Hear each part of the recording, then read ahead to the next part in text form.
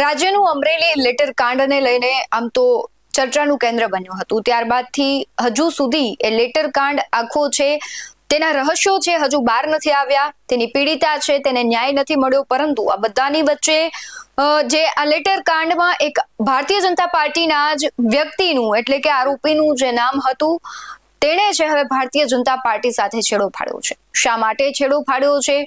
શું કોઈને બચાવવા માટે તેમણે રાજીનામું આપ્યું છે? શું તેમના રાજીનામા આપ્યા બાદ આ જે લેટર કાંડનું જે કોકડું છે, ગૂંચવાયું છે, તેનું કોઈ સમાધાન મળશે કે કેમ? આવા અનેક પ્રશ્નો છે. ત્યારે જે કહેવાય છે કે ત્યાંના સરપંચ છે, તેણે રાજીનામું આપતા ભારતીય જનતા પાર્ટીમાં અને કોંગ્રેસમાં બંનેમાં ખળભળાટ મચ્યો છે અને ઘણા બધા પ્રશ્નાર્થ ઉભા થયા છે. નમસ્કાર, ગુજરાત BS9 TV ન્યૂઝમાં આપની સાથે હું છું ભગવતી વિશાવડિયા. અમરેલી ભાજપમાં છેલ્લા ઘણા સમયથી જે ચર્ચિત લેટર કાંડ ચાલતો હતો, તેનો હવે રાજકીય અંજામ સામે આવી ગયો છે. પાલગોટી લેટર કાંડમાં જેનું નામ ઉછળ્યું હતું, તેવા જસવંતગઢના સરપંચ અશોક માંગરોળિયાએ 25 વર્ષનો છેડો ભારતીય જનતા પાર્ટી સાથે ફાડી નાખ્યો છે. પણ સવાલ એ છે કે શું આ માત્ર એક રાજીનામું છે કે પછી પક્ષમાં ચાલતી ભયંકર જૂથબંધી અને મોટા નેતાઓના દબાણનું પરિણામ છે? અમરેલીના રાજકીય ગલિયારીઓમાં ચર્ચા છે કે પાલગોટી લેટર કાંડમાં અશોક માંગરોળિયા માત્ર એક મોહરું હતા.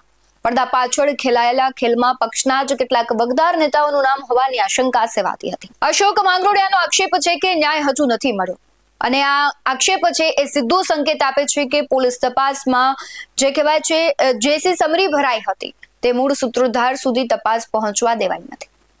જે કાર્યકરે 25 વર્ષ સુધી ભાજપનો ગઢ સાચવ્યો, તેને લેટર કાંડ બાદ પક્ષમાં એકલો પાડી દેવામાં આવ્યા હોવાની પણ ચર્ચાઓએ જોર પકડ્યું છે. 29 ડિસેમ્બર 2024 રોજ તેમને સસ્પેન્ડ કરીને પક્ષે જે અંતર જાળવ્યું, તેનાથી સ્પષ્ટ થતું હતું કે હાઈકમાન્ડ આ કાંડનો ડાઘ પોતાના પર રાખવા માંગતું. પણ આ રાજીનામા બાદ એ સૂચન અને એક કહેવાય છે કે સંકેત મળે છે કે આ માત્ર નારાજગી નથી વ્યક્તિગત, પરંતુ એક આખા જૂથની નારાજગી છે. પાલગોટી કાંડમાં ભાજપના જ નેતાઓ એકબીજાની સામે પત્રો લખીને આક્ષેપબાજી કરી રહ્યા હતા. અશોક માંગરોળિયાના રાજીનામાથી સાબિત થાય છે કે ભાજપ આ વિવાદને દબાવવામાં નિષ્ફળ રહ્યું છે. ચૂંટણી નજીક છે ત્યારે આ રાજીનામું અમરેલી ભાજપમાં સત્તાના સમીકરણો બગાડી પણ શકે છે તેવી શક્યતાઓ દેખાઈ રહી છે. અને રાજકીય ચર્ચાઓ તો એવી પણ થઈ રહી છે કે અમરેલીમાં ભાજપના બે જૂથો વચ્ચે લાંબા સમયથી વર્ચસ્વની લડાઈ ચાલે છે. શું અશોક માંગરોળિયાને કોઈ વિરોધી જૂથ દ્વારા પક્ષ છોડવા માટે મજબૂર કરાયા છે કે પછી તેઓ હવે અન્ય કોઈ પક્ષમાં જઈને આ લેટર કાંડના અસલી રહસ્યો ખોલશે? સમગ્ર મામલે આવેલી પ્રતિક્રિયાઓ પર નજર કરીએ.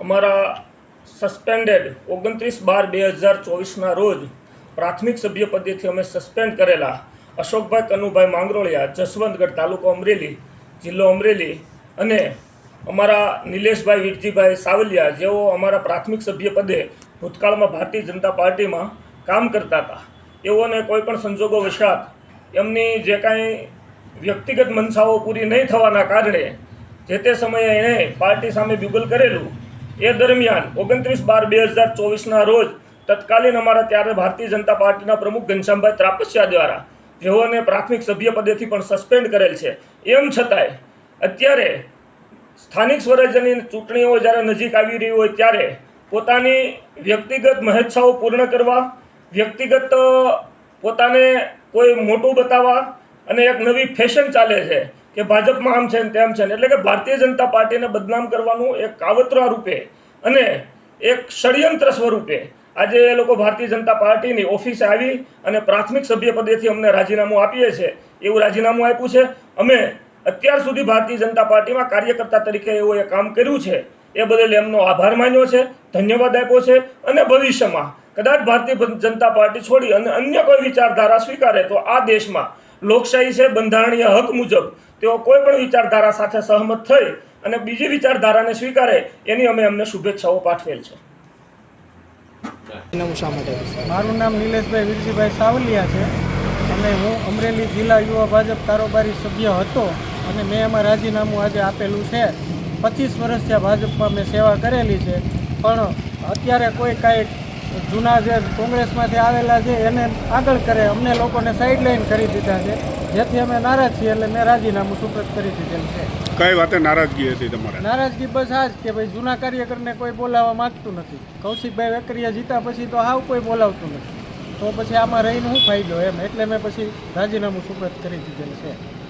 ભારતીય જનતા પાર્ટીમાં છેલ્લા ઘણા સમયથી લેટરકાંડ બન્યો ત્યાર પછીના અલગ અલગ વિષયો સાથે ઘણી ગુગળામણ થતી હતી, ઘણો રાહ જોયો. પોલીસ પાર્ટીએ પ્રશાસને જ્યારે સમરી ફેરી છે મારી 338ની કલમ હટાવી છે, છતાં પણ યોગ્ય ન્યાય મળતો નથી. કોઈને કોઈ સમયે કોર્ટમાં તારીખ પડીને અને નીકળી જાય છે. હજી જે રીતના જોઈએ એ પ્રમાણે ફૂલ સ્પીડમાં કામગીરી થવી જોઈએ એ થતી નથી. હું ભારતીય જનતા પાર્ટીનો અદનો કાર્યકર્તા ઘણા વર્ષોથી લગભગ 20 વર્ષથી વધારે સમયથી તો ભાજપ સાથે સક્રિય રીતના છું. પહેલાં રાષ્ટ્રીય સ્વયંસેવક સંઘ સાથે હતું. સ્વયંસેવક અલગ અલગ તાલુકાની જિલ્લાની જવાબદારીઓ નિભાવી ભારતીય જનતા પાર્ટીમાં સક્રિય થયો છું. ભારતીય જનતા પાર્ટીની હિન્દુત્વની વાત ઘરે ઘરે પહોંચાડવામાં મારે જિંદગીના 25 વર્ષ જેવી ખર્ચી નાખ્યા હોય, અને છતાં કોઈ મુદ્દા વગરના મારી ઉપર એલિગેટ થયા હોય, અને એમાં પાર્ટીના અલગ અલગ સ્ટેજ ઉપર અલગ અલગ ફોરમ ઉપર રજૂઆત કરેલી હોય, અને હજી સુધી ન્યાય ન મળતો હોય. માત્ર એક જ વ્યક્તિના આધારિત પાર્ટી અત્યારે ચાલતી હોય એવું જ લાગે છે. કઈ તરફ તમે વળશો? હવે કયો પક્ષ પકડશો? હજી કોઈ પણ પક્ષ પકડવા માટે કે જવા માટેની કોઈ તૈયારી નથી કરી. માત્ર અહીંયા થોડા દિવસ પહેલાં જ્યારે કાર્યક્રમ થયો હતો રાજ્ય લેવલનો, ત્યારે પણ સિનિયર આગેવાનોને અલગ પાડ્યા હતા અને અલગ આખો વિષય ઊભા કરીને અને હાલે છે. આ બધું જોઈને હવે એમ થાય છે કે ભાઈ પાર્ટી શ્યામાપ્રસાદ મુખર્જી, દીનદયાળ ઉપાધ્યાય, અટલ બિહારી વાજપેયી અને અહીંયા ગુજરાતના પનોતા પુત્ર કેશુબાપાના નામ ઉપર જેવી રીતના બુટ્ટો અત્યારની રાજનીતિમાં લાગી રહ્યો છે, એટલે એમ થયું કે ભાઈ હવે ઘણું થયું, અહીંથી પૂરું કર્યું.